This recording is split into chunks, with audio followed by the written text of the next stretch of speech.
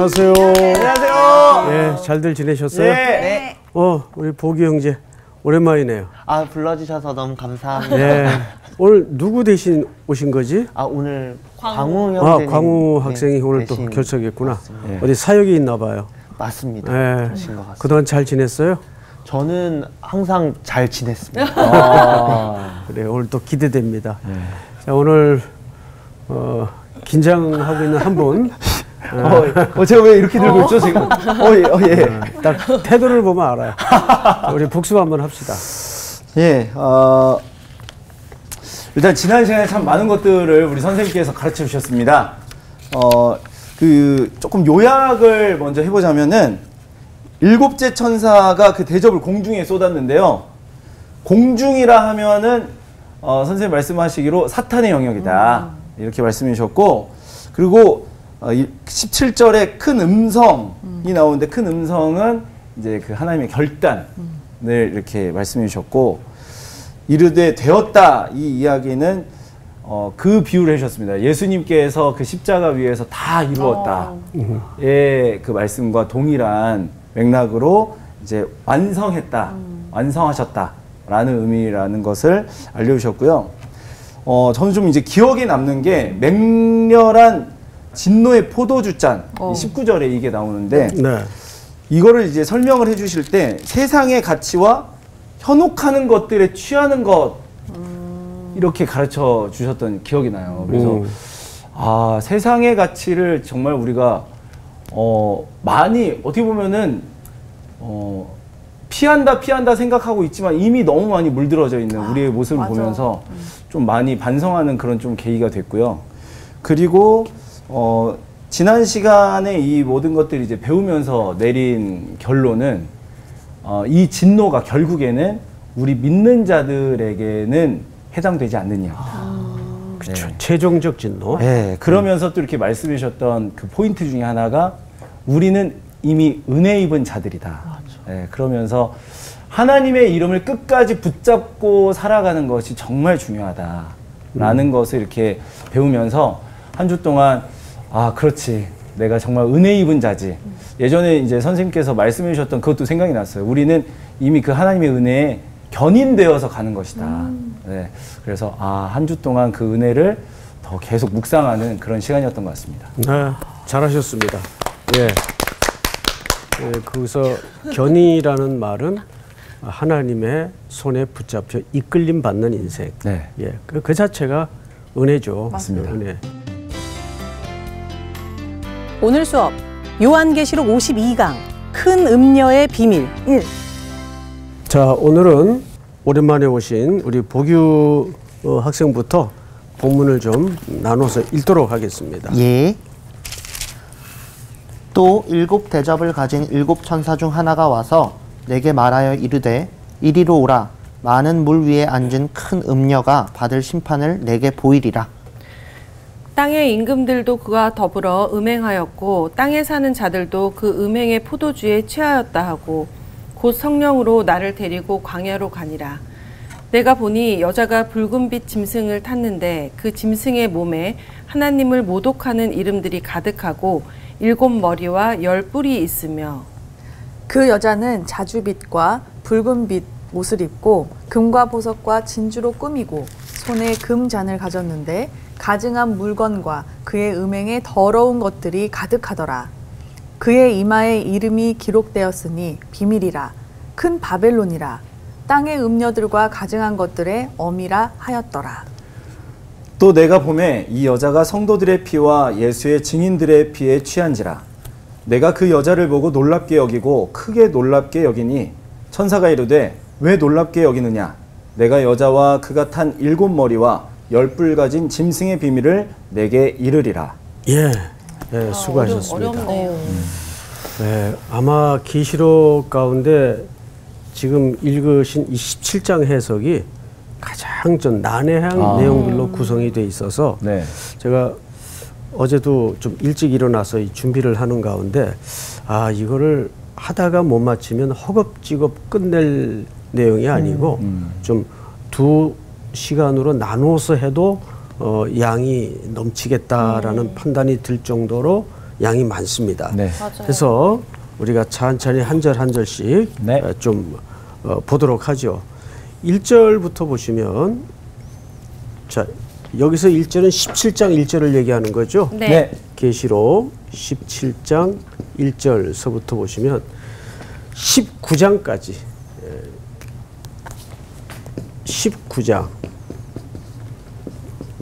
19장까지가 전부 뭐에 대한 설명으로 가득 채워져 있는가 하면 바벨론의 정체. 이미 이 신약 성경이 쓰여지던 역사적 현장에서는 사라진 국가였을 텐데 구약에 존재했던 제국의 이름이 왜 이렇게 계속 나오는가 해서 전부 이 바벨론으로 불리우는 그 정체에 대해서 해석을 하는 겁니다. 그래서 이거를 바르게 해석하지 않으면 또 이상한 세대주의적 관점에 매몰되어서 해석이 잘못되면 뭐가 잘못될까요? 적용이 잘못돼요. 그렇죠. 예. 그러면 해석을 잘하려면 뭘 잘해야 될까요? 관찰입니다. 관찰.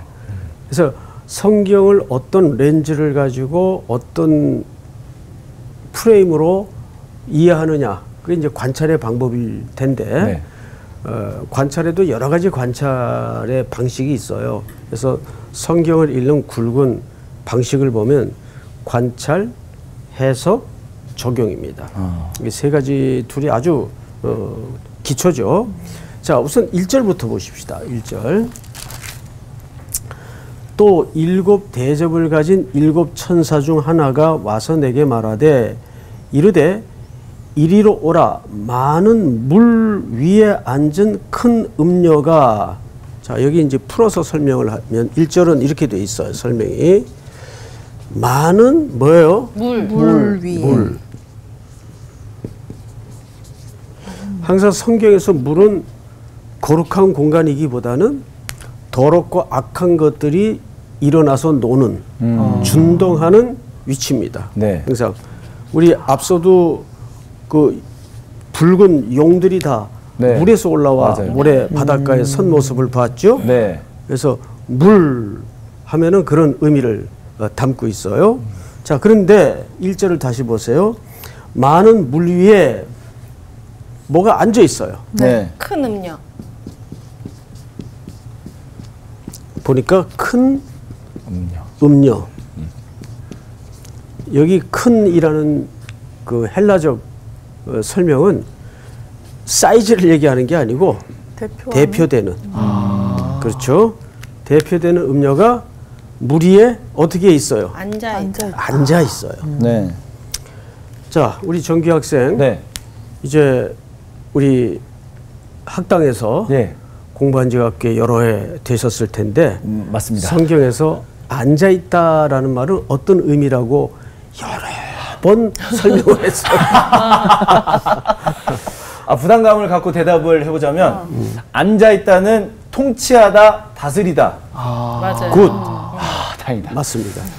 앉아 있다라는 말은 통치, 다스림 이 시작된다 그 말이에요. 네. 그래서 예수님도 팔복의 산에 오르셔서 서서 하셨어요? 앉아서 하셨어요? 앉아서 하셨어요. 예.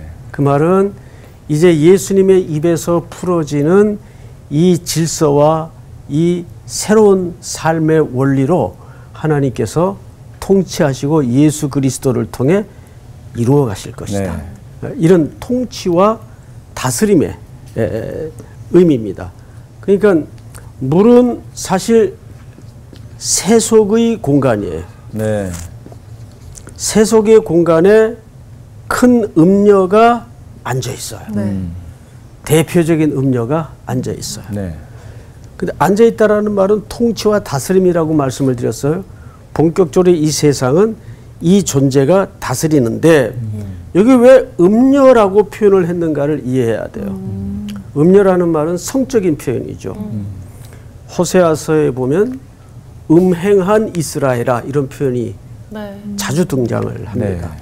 호세아서뿐만 아니라 에스겔서에서도 보면 음란한 이스라엘아, 음행한 이스라엘아, 호세아서에 가장 많이 나오죠. 그리고 음행이라고 얘기할 때는 어떤 개념으로 성경에서 말하는가, 그 성경적 기준이 중요하겠죠. 정확하게 여기서 음행이라는 표현을 쓴 것은 하나님과 다른 것을, 그러니까 하나님을 떠나 다른 것을 추종하고 숭상하는 모든 것을 총칭해서 음란이라고 얘기합니다. 그렇구나. 그래서 사실 음란은 어떤 성적인 부도덕이라는 윤리적 차원보다는 관계 개념이에요. 관계 개념. 관계 개념이라는 것은 부부 관계로 설명을 했죠. 하나님은 우리를 아내로도 설명을 했고 자녀로도 설명을 했고 예수 그리스도도 우리를 나의 신부라 그랬어요. 그러면 여러분, 신부라는 존재에서 가장 아름다운 정절은 어떤 삶의 태도일까요? 남편만 바라보고 살아가는. 그렇죠. 신랑이 주는 것으로 만족하고 남편만 바라봐야 돼요. 그게 가장 거룩한 관계입니다. 그래서 우리가 로안 윌리엄스라는 학자가 이제 성공의 그 신부인데, 로안 윌리엄스라는 사제가 이런 말을 해요. 성도의 인생의 목적은 행복에 두어서는 안 된다. 거룩이다. 우리 인생의 목적을 행복하자고 끌고 가면 상당히 많은 기현상이 일어납니다. 자, 우리가 행복이라는 건 여러 가지로 설명이 되잖아요. 내가 하고 싶은 거 컴퓨터 게임하는데 행복해. 기분이 좋아. 그럼 그게 인생의 바른 목적이에요? 아니죠. 여기서 말하는 거룩이라는 것은 하나님과의 밀착된 부부 관계를 얘기하는 거예요. 그러니까 성도는 하나님밖에 몰라야 돼요. 그래서 오늘 본문을 잘 보시면 또 7 대접을 가진 7 천사 중 하나가 와서 내게 말하여 이르되 이리로 오라. 많은 물 위에 앉은 큰 음녀가 받을 심판을 네게 보이리라. 지금 이 심판을 누구에게 보인다는 겁니까? 요한. 이 계시를 받아 기록하고 있는 사도 요한입니다. 요한은 당시에 교회의 그림이요, 성도의 대표적인 상징적 아이콘이에요. 이거를 받아서 요한에게 보여주는 의미가 뭘까요? 목적이 뭘까요? 왜 이 그림을 보여줄까요? 미리 음란하지 말라고. 뭐 그런 측면도 분명히 있어요. 음란하지 마라. 이건 너희에게 있는 일이 아니지만 조심해야 된다. 경각심?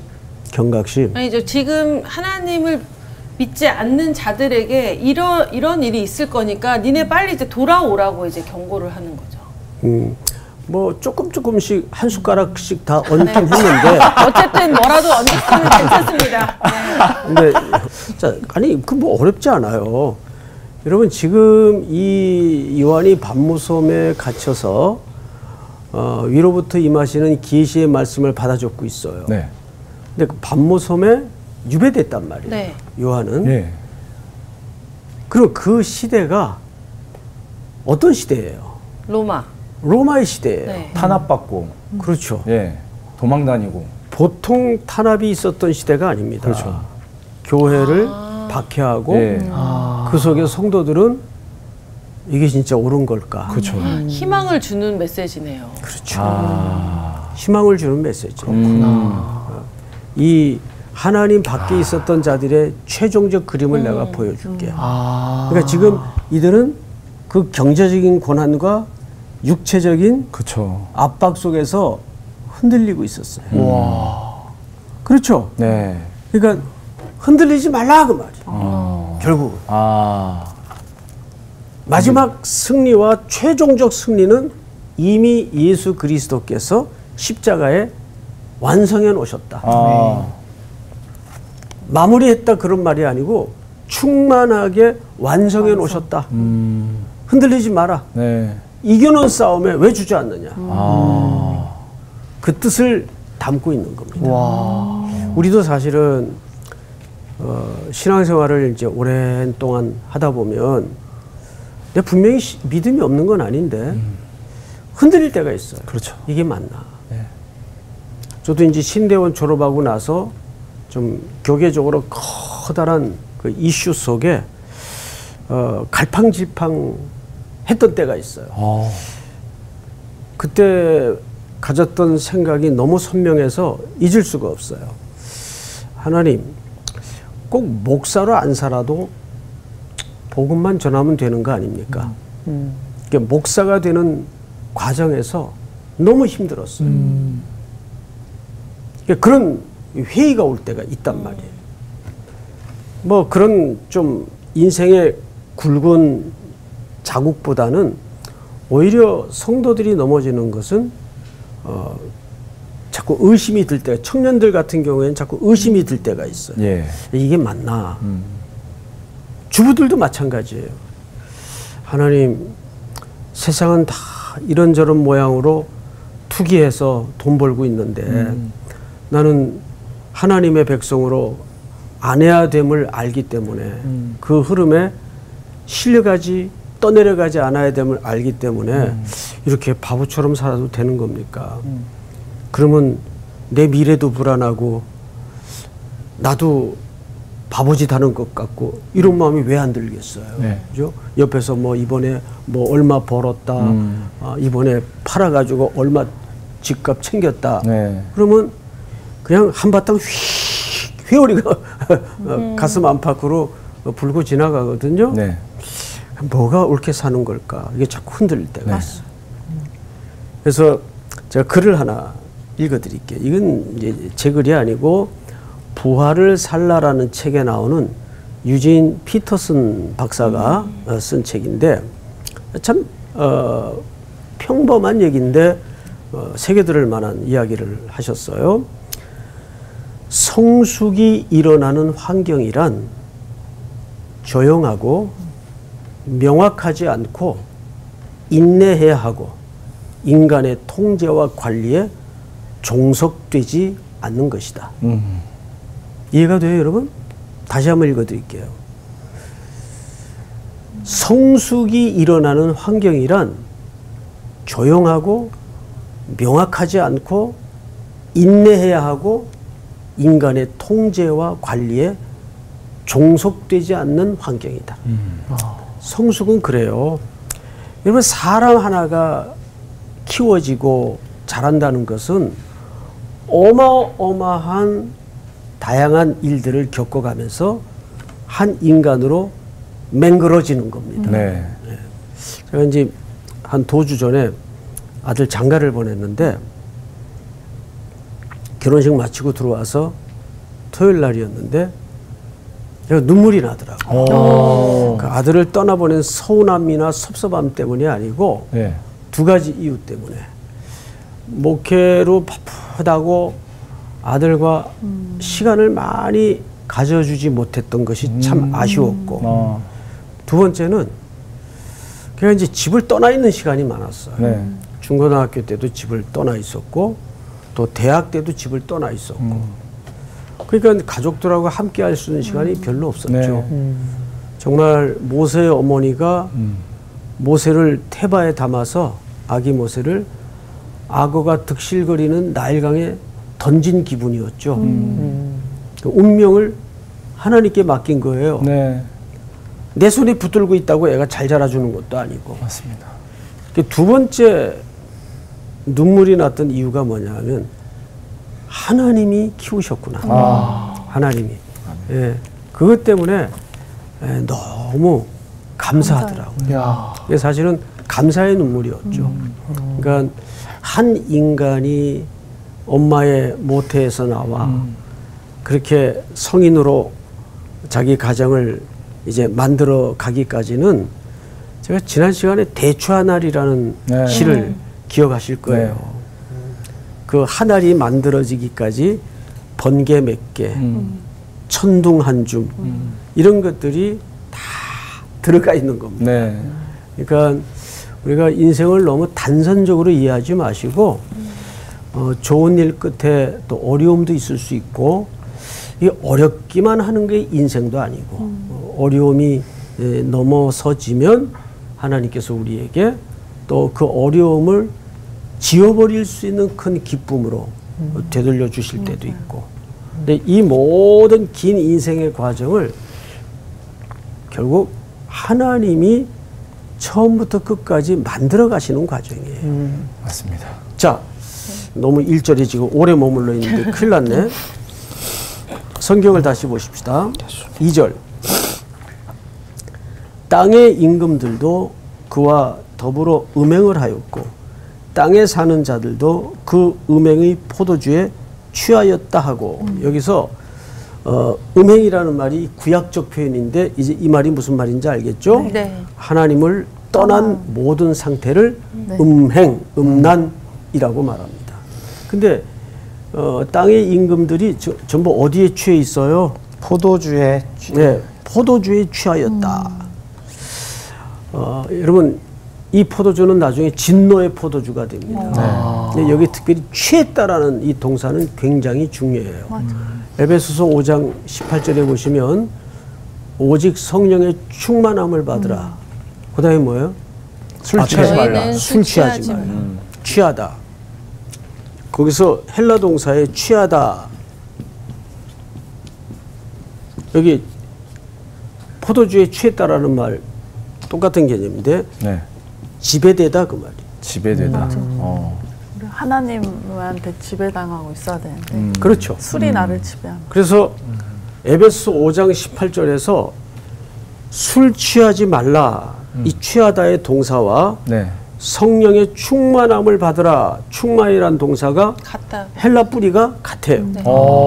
그래서 단순히 많은 분들이 그 취하지 말라 그랬지 조금씩 먹어도 되는 거 아니냐. 맞아. 술이 그렇게 절제가 되는 물질이면 네. 얼마나 좋겠어요. 처음에 사람이 술을 먹고 술이 그다음에 술을 먹고 술이 술을 먹고 술이 그다음에 나를 술이 사람을 먹어버려요. 술은 그렇게 돼 있어요. 그래서 여러분 특별히 그리스도인들은 술을 먹어서는 안 됩니다. 그건 내가 누구의 지배 아래 있는가의 메시지예요. 술 취하지 말라는 예수 그리스도의 피로 구속받은 내가 누구의 지배 아래 삶을 두고 있는가. 그 싸움이 취하다의 싸움이에요. 그래서 오직 성령의 충만을 받으라는 말은 그리스도의 피로 구속함을 입은 사람들은 오직 성령의 지배 아래만 삶을 두어야 된다. 그 뜻입니다. 네. 그런데 큰 음료에 해당하는 이 세상에 속해 있는 사람들의 삶이 늘 취해서 살아요, 사실은. 여기 취하다라는 말은 지배돼서 살아요. 네. 여러분 세상의 최고의 가치가 지금은 뭐예요? 만물이거든요. 물질. 네. 물질이고 물질을 아주 현실적으로 표현하면 돈. 네. 돈이면 다 되잖아요. 네.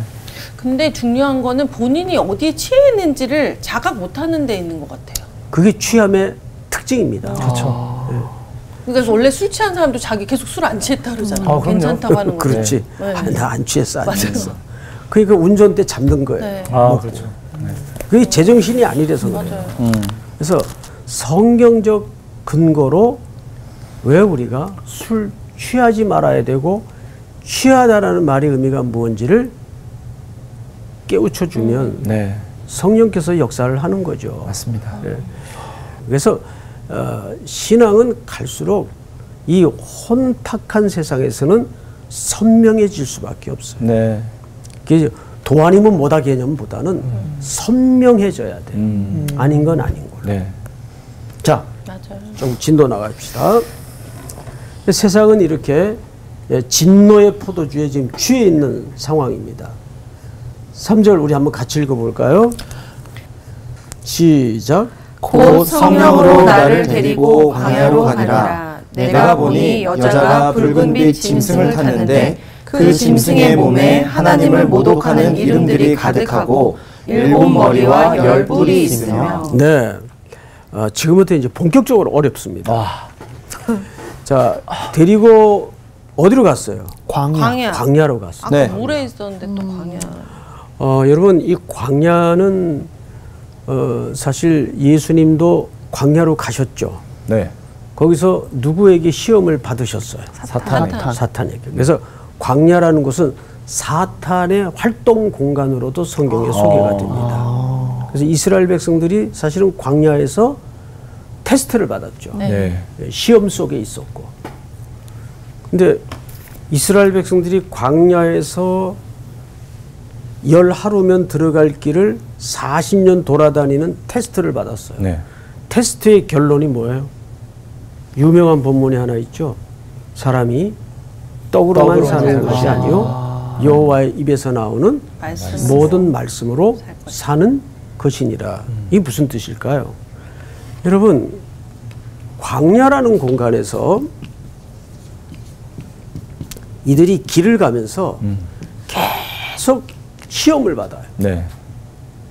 근데 이들이 광야길을 가면서 하나님이 주신 테스트도 있지만 스스로 고백한 테스트도 있어요. 처음에 물 문제였어요. 네. 물만 해결되면 우리가 하나님 정말 폼나게 섬기겠습니다. 하나님이 물을 터뜨려 주셨어요. 생각을 해보세요. 그 아무것도 없는 무서운 광야에서 그들이 다 물을 마시고 먹고 살았다는 것은 엄청난 기적을 경험한 거예요. 그 다음에 배가 고파요. 네. 그러니까 하늘에서 매일 만나를 내려주셨습니다. 모자라지도 않고 네. 남지도 않게끔. 근데 굳이 또 남겨놔가지고 뭉치는 사람들이 있었죠. 있죠. 다음날 일어나니까 그게 그대로 남아있습니까? 썩어 있어. 썩어 있어요. 네. 병들어서 못 먹는 음식이 돼버렸어요. 그래서 최고의 분량은 일용할 양식입니다. 네. 최고의 분량은. 그 일용할 양식이 신약에서는 뭘로 해석이 되냐면 하늘에서 내려온 만나가 나다. 예수 그리스도께서. 그래서 주기도문에 오늘날 우리에게 일용할 양식을 주옵시고라는 그 일용할 양식은 네. 매일매일 우리는 그리스도라는 양식으로 살아야 된다 그 뜻이에요. 네. 요한복음 6장에 보면 그 해석이 드러나죠. 그러니까 광야를 통해서 40년을 헤매고 돌아다니는 가운데 그들이 신명기서를 통해 모세가 내린 결론이 뭔지 아십니까? 그러니까 사람이 떡으로만 사는 것이 아니고 하나님의 말씀으로 사는 것이다. 그 말은 그 앞에 글을 읽어봐요. 광야에서 너를 시험하사 너를 낮추시고 그래요. 그러니까 인간은 자기가 얼마나 하나님을 섬기기에는 적합하지 않은 영성과 적합하지 않은 실력을 가진 존재인 줄을 몰라요. 그래서 자기 줄 열심을 내면 될 것 같고 내가 노력하면 할 것 같은 이건 자기 중심적 숭배에 빠져 있는 게 인간이에요. 그래서 긍정적 사고를 자꾸 얘기하고 열심을 강조하는데 신앙이라는 게 그렇게 되질 않습니다. 맞아요. 그래서 로마서 12장에 보면 로마서는 두 구조로 이루어져 있죠. 1장서부터 11장까지는 왜 우리가 죄인인가? 그리고 우리가 얼마나 죄인인가? 네. 그래서 그 죄인을 심판하지 아니하시고 그리스도를 통해서 어떻게 구원하셨는가? 네. 이게 11장까지의 탄탄한 교리적 부분이에요. 네. 그 11장 다음에 뭐가 나와요? 그리스도인의 생활? 12장이 나오죠. 네. 어렵게 생각해요. 네. 12장이 뭘로 12장. 시작이 돼요? 그러므로 형제들아 네. 하나님의 모든 자비하심으로 너희를 고난하노니. 그러니까 우리가 사는 이유는 하나님의 모든 자비하심이에요. 그래서 형제 대하기를 어떻게 하고 나그네를 어떻게 대접하고 개인을 넘어서 서로 어떤 사랑의 공동체를 만들어 가야 되는가, 자비의 공동체를 만들어 가야 되는가, 그 얘기가 16장까지입니다. 네. 그래서 16장 말미에 보면 전부 사람들에게 안부를 전하고 사람들에게 격려를 하고 네. 형제끼리 어떻게 우애하고 그런 내용들이에요. 네. 어떤 건물 지어라, 어떤 프로젝트를 설명하고 그런 거 아니에요. 그러니까 하나님은 우리가 하는 일에 관심보다는 우리 자신에게 관심이 더 있어요. 네. 무슨 말인지 알겠어요? 네.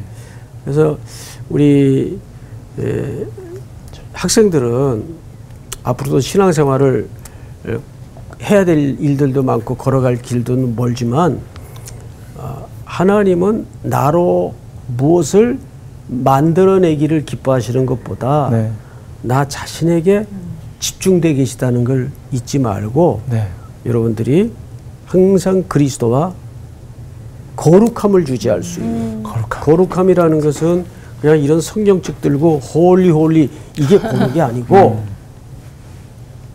어떤 상황에서도 하나님과 어떤 밀착돼. 경우에서도 네. 나 하나님 없으면 죽어요.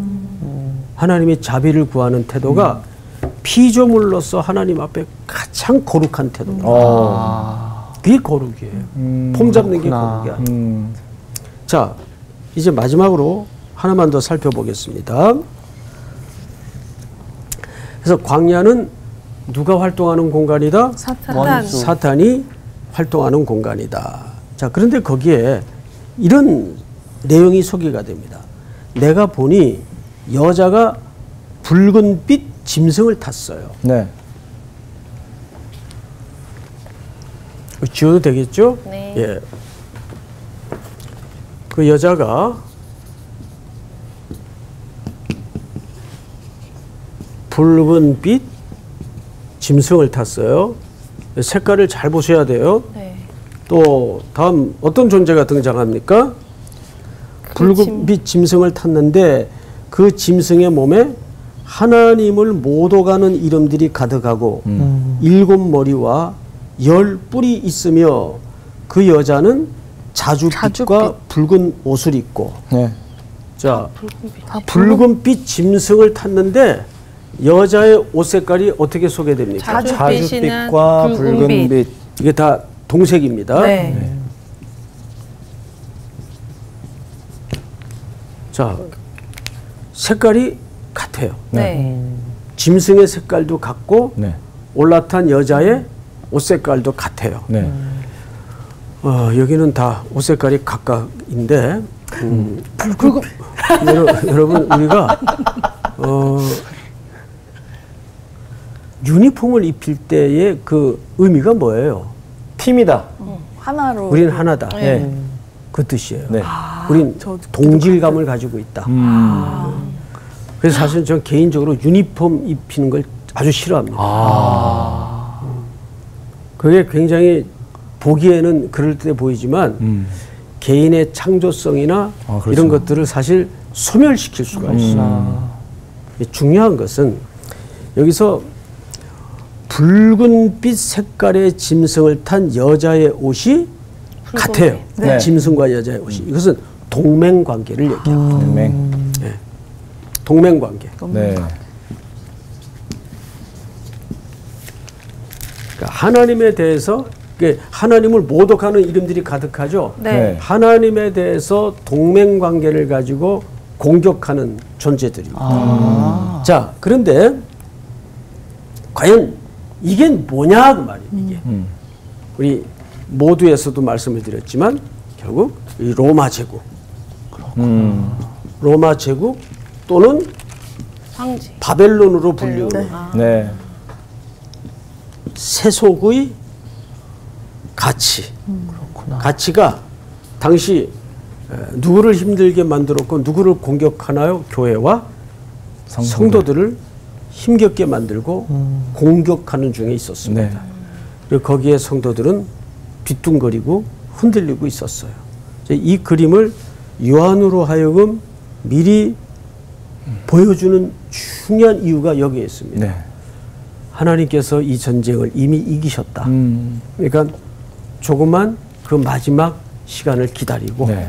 우리가 잘 경고하며 흔들리지 말며 모이기를 패하는 어떤 사람들의 습관과 같이 하지 말고 그날이 가까움을 기다릴 줄 아는. 그래서 여러분 21장을 한번 다 같이 열어보십시다. 21장 계시록 얘기만 하고 마칠게요. 계시록 21장 5절 보세요. 5절을 우리 보규 학생이 한번 읽어볼까요? 예. 보좌에 앉으신 이가 이르시되 보라 내가 만물을 새롭게 하노라 하시고 또 이르시되 이 말은 신실하고 참되니 기록하라 하시고. 네, 만물을 새롭게 하신다는 이 지점이 바로 마지막 우리가 바로 그 마침표를 찍을 역사의 마지막 순간입니다. 네. 자, 그러면 이렇게 되는 거예요. 하나님의 구원 계획이라는 것은 매우 장구한 시간 속에서 계시록 21장 5절에 이르기까지 이 속에는 창조가 있었어요. 창조. 두 번째는 타락. 이 타락을 구속하기 위해서 이스라엘이라는 민족을 선택하세요. 이건 샘플이에요, 샘플. 조건이 이뻐서 선택한 게 아니에요. 네. 본인들이 착각을 한 거죠. 이제 이들을 구원하기 위해서 누구를 보내시냐면 예수 그리스도를 보내세요. 예수 그리스도는 오셔서 사도들을 세우시고 이 땅에 교회를 설립하세요. 네. 교회를 통해서 하나님의 목적을 완성해 가시는 거예요. 네. 그래서 그만큼 교회에 부름받은 직분자들과 성도들의 역할과 직임이 어마어마하게 영광스러운 겁니다. 이 길고 머나먼 역사의 언덕에서 네. 우리의 스토리가 네. 누구의 서사가 되는 거죠? 하나님의 서사가 되는 거예요. 그러니까 그것은 내가 뭐를 만들어내고 뭘 결과물을 내고 이런 게 아니라 네. 나에게 주어진 지금 이 시간 이 삶의 목에서 묵묵히 걷는 거예요. 네. 특별한 거 없어도. 근데 그것이 전부 나중에 보면 하나님의 구원을 이루는 그분의 스토리가 되어간다. 네. 놀랍지 않아요? 내가 지금 뭐 아무것도 아닌 것 같고 아무것도 안 하는 것 같아도 우리는 그 하나님의 구원의 서사에 지금 이야기가 되어가고 있는 거예요. 하나님의 스토리가 되어가고 있는 거예요. 이거를 크리스토퍼 라이프가 뭐라고 얘기했는가 하면 하나님의 선교라고 얘기해요. 하나님의 선교. 자, 오늘은 여기까지. 감사합니다.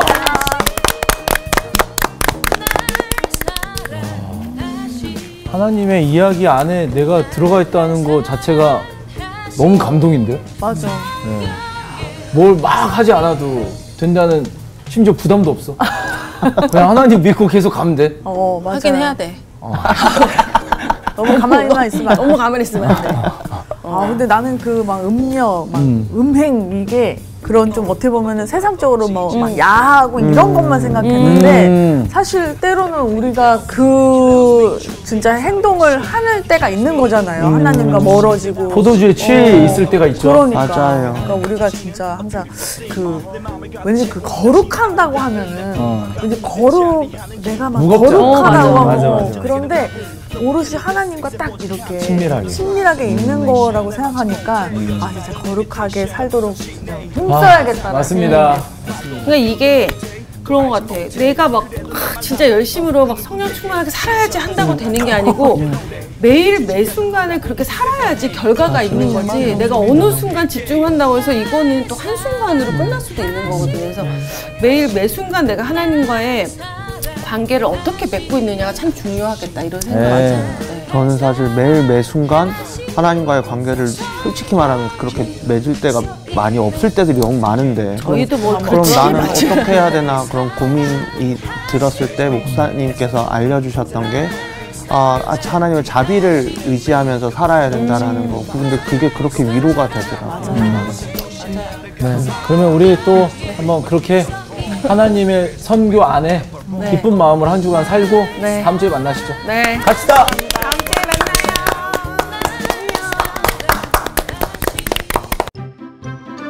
이번 주 퀴즈입니다.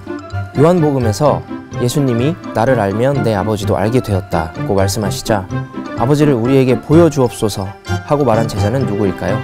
1번 베드로, 2번 야고보, 3번 빌립. 정답을 아시는 분은 CBS 성서학당 홈페이지와 성서학당 카카오 채널을 이용하시면 됩니다. 선정되신 분들에게는 대한성서공회에서 발간한 성경 통독을 위한 최고의 자습서 성경 2.0 성서학당 선생님들의 저서 중 하나를 드립니다.